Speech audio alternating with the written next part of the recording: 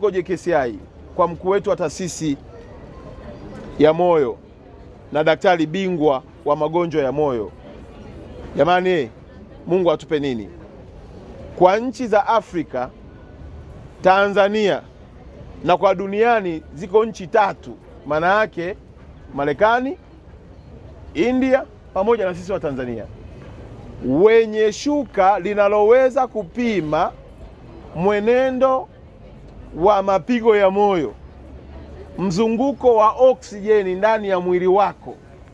Yaani unapata upumuaji wako, unapata pressure yako, unapata oksijeni inavyo circulate ndani ya mwili wako. Shuka hili tumelizindua leo hapa katika jimbo letu la Arusha, kwenye mkoa wetu wa Arusha, na kuanzia sasa litapatikana pale kwenye hospitali ya Seliani ambako JKCI ni kanda yao ya kaskazini na ni kituo kikubwa kinachofanyika. Shuka hii ni mkombozi, kama ambavyo tunamuona ndugu yetu amelala hapa. Manake hapa madaktari wanapata taarifa zake zote, na hii inaokoa vifo vya ghafla. Shukrani zetu kwa Mungu na kwa rais wetu kwa kukubali kuwekeza kwenye vifaa vya kisasa, na leo tunashuhudia katika jimbo letu la Arusha na mkoa wetu wa Arusha ya kwamba sasa na sisi tuna uwezo wa kumonitor, na daktari alikuwa ananiambia simu yake anaweza akaiunganisha akajua mgonjwa.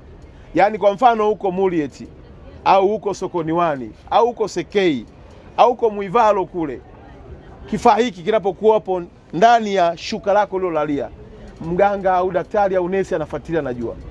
Na pale anapoona mapigo yako ya moyo yanaendelea kuongezeka, pale anajua huyu mgonjwa yuko Murieti au yuko Kijenge.